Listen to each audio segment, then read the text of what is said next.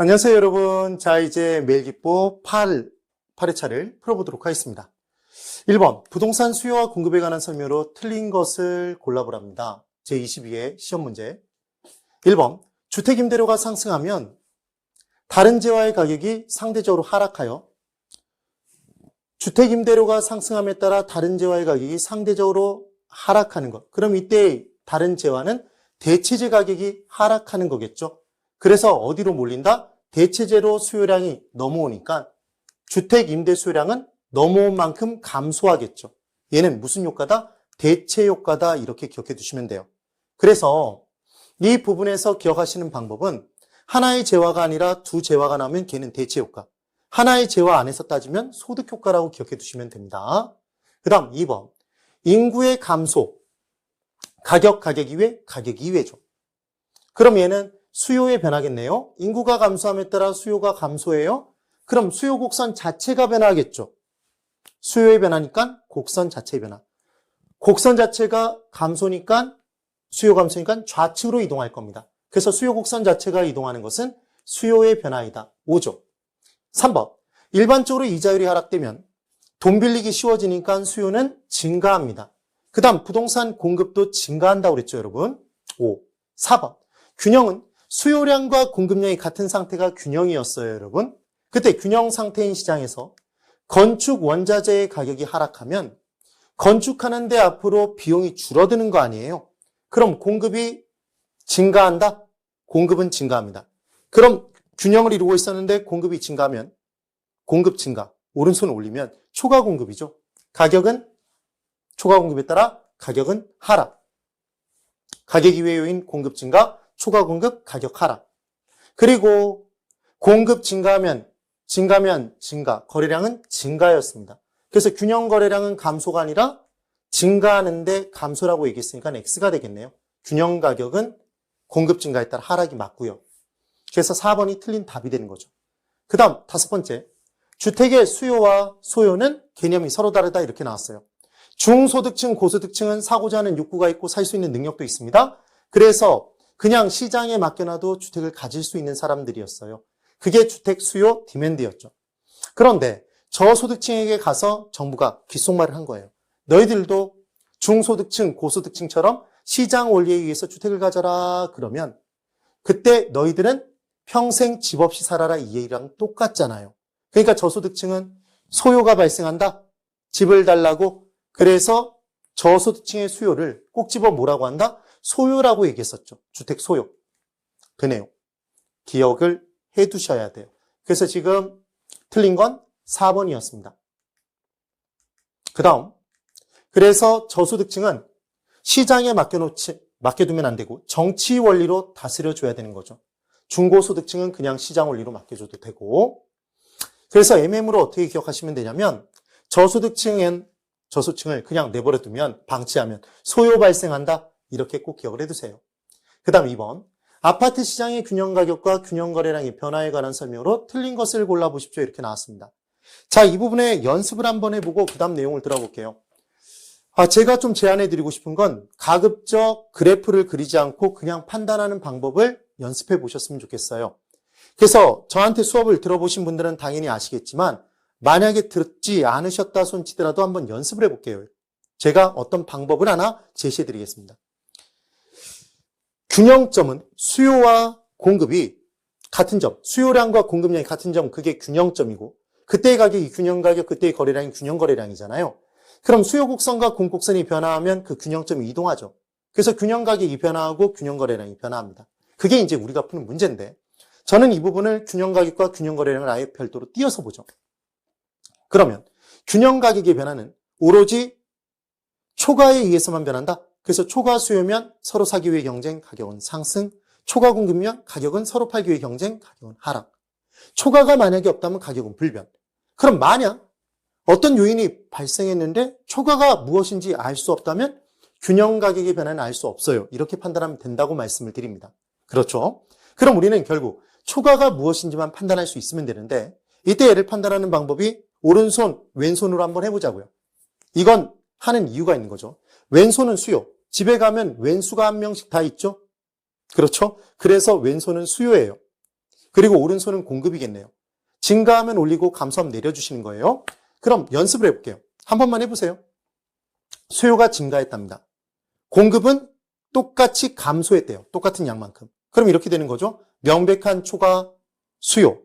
더 높게 있는 게 수요예요. 초과예요. 초과. 지금 왼손 수요가 더 많으니까 초과 수요. 가격은 상승입니다. 되셨죠? 다시. 수요 증가 된 양만큼 똑같이 공급 증가. 그럼 얘는 초과가 없죠. 가격은 불변. 이번에 사실은 이런 것 때문에 하는 거죠. 수요 증가와 동시에 공급 증가가 이루어졌답니다. 이게 정답이 아니죠. 얼마만큼씩 증가한지 모르니까 이러고 있어야죠. 초과를 알 수 없으니까 가격의 변화는 알 수 없어요가 정답이 되는 겁니다. 이번엔 수요 증가와 공급 감소가 동시에 나타났대요. 그럼 얼마만큼씩인지 모르지만 이렇게 되겠죠. 초과 수요예요. 가격은 상승입니다.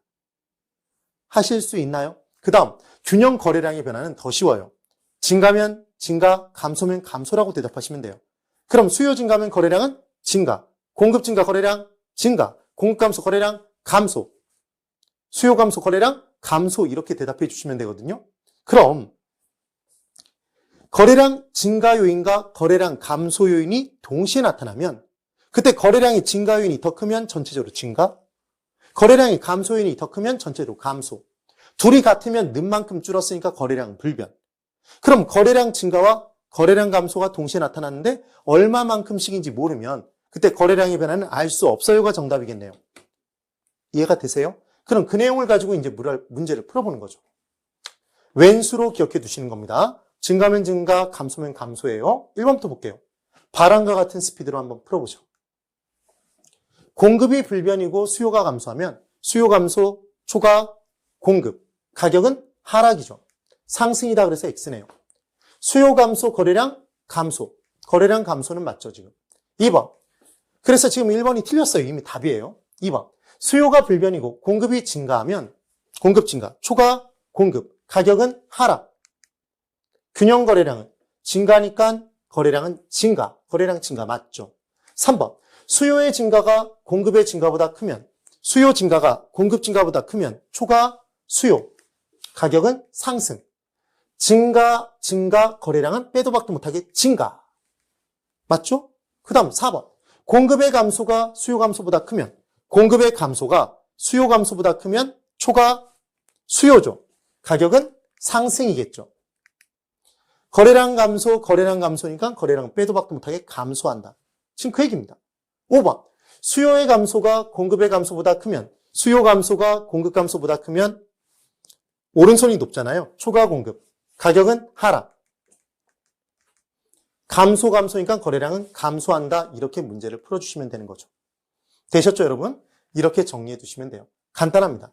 그리고 만약에 왼손, 오른손 내리시기 싫다면 기본적으로 처음 출발은 항상 균형이잖아요.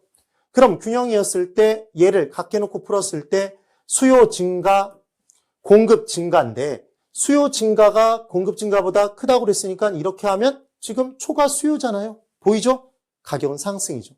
그렇게 문제를 풀어주셔도 된다는 얘기입니다. 그 다음 3번 계산 문제죠.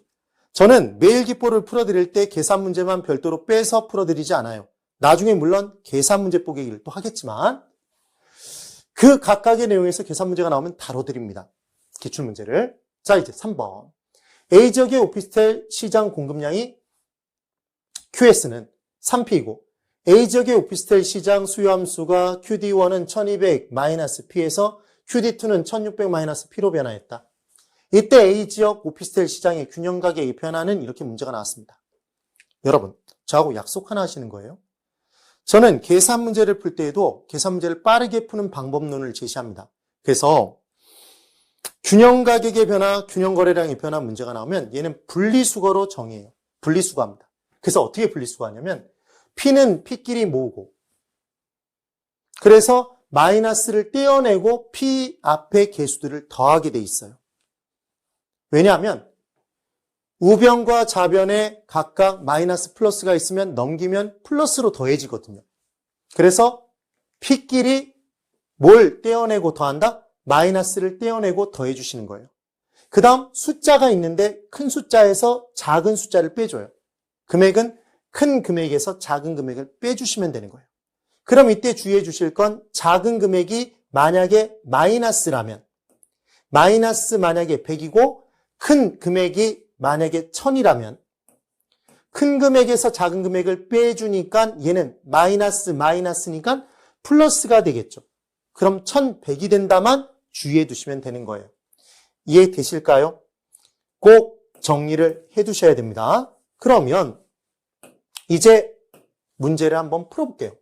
얼마나 쉽냐면 처음에 QS 부분의 P와 QD, 공급과 수요 함수를 갖게 놓고 풀어야 되니까 거기서 PP를 찾아요. 얘는 3P고 마이너스 P죠? 뭘 떼고 더한다고요? 마이너스를 떼고 더해요. 그럼 얘는 1P잖아요. 그럼 3에 1을 더하니까 4P죠. 그리고 숫자는 1200밖에 없네요. 그럼 1200만 적어주시면 됩니다. 이게 분리수거의 완성이에요. 실은 어떻게 푸는 거냐면 3P 놓고 이렇게 푸는 거죠. 3P는 1200 마이너스 P. 그래서 얘를 좌변으로 이항. 그럼 얘는 4P가 되고 4P는 1200이잖아요. 이렇게 푸는 건데 굳이 이렇게 식을 만들지 말고 그냥 기억하면 되죠. P끼리 뭘 떼어내고 더한다? 마이너스를 떼고 더하면 4P가 나왔겠죠, 지금. 그 다음 큰 숫자에서 작은 숫자를 빼는데 숫자는 하나밖에 없으니까 1200이다. 지금 이렇게 문제를 풀어주는 거예요. 되셨죠? 이렇게. 그러면 이제 4P는 얼마니까? 4P는 1200이니까. P는 300이 나왔죠. 균형 가격은 300이네요. 그럼 만약에 거래량을 물어본다면 P를 집어넣어 주시면 돼요. P 대신에 300을. 그럼 300을 집어넣으면 900이 되겠죠. 거래량은. 균형 거래량이. 근데 지금은 균형 가격의 변화만 물어봤으니까 300만 뽑아냈어요. 그 다음 두 번째 또 분리수거해야죠. QS는 그대로고 QD2가 변화했으니까 이번에는 3P와 1600-P를 갖게 놓고 푸니까 P끼리 더해요. 마이너스 떼어내고 더해요. 4P죠. 그 다음 이때 숫자는 1600밖에 없네요. 그럼 4P는 1600, P는 얼마? 400. 그럼 균형 가격이 얼마에서 얼마로? 300에서 400으로 100만큼 뭐 했다? 상승했죠. 이해되셨나요? 그럼 사실은 얘 가격이 상승입니다. 이 부분을 기억하는 방법. 이렇게 할 수도 있어요, 사실. 공급 함수는 그대로인데 수요 함수가 변했잖아요. 봤더니 동일한 가격에서 수요량이 늘었죠. 그럼 동일한 가격에서 수요량이 증가하는 건 수요의 증가잖아요. 수요의 증가. 수요 증가하면 초과 수요. 가격은 상승. 그러니까 가격 상승 중에 답을 찾아야 되는 거죠. 그리고 가격 상승이니까 거래량은 증가. 지금 가격은 상승했고 수요가 지금 증가한 거니까 증가 거래량은 증가. 거래량 증가하는지 한번 따져볼게요. 이 문제에서는 균형 거래량을 구할 필요는 없지만 구해보면 얘 처음에 300을 대입시켜 주시면 900이죠. 균형 거래량이 900이 나오게 돼 있습니다. 이렇게. 그리고 이제 400을 구해놓고 QD2에 400을 대입시켜 주시면 1600-400이니까 1200이잖아요. 1200. 그러면 균형 거래량은 900에서 1200으로 300만큼 증가했다. 이렇게 내용이 나오는 거죠. 꼭 정리해 주세요. 다음번 시간에 우리가 분리수거 문제를 쭉쭉쭉 세 문제를 좀 더 고난도의 문제를 풀어볼 겁니다. 자신감 분명히 생기실 거예요.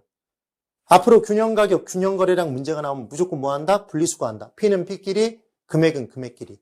그때 P끼리는 마이너스를 떼어놓고 더하시면 되고 이때 금액은 큰 금액에서 작은 금액 빼시면 돼요. 33회 계산 문제에서도 이 문제가 거의 똑같이 나왔어요. 푸실 수 있습니다. 네, 오늘도 정말 고생이 많으셨습니다, 여러분.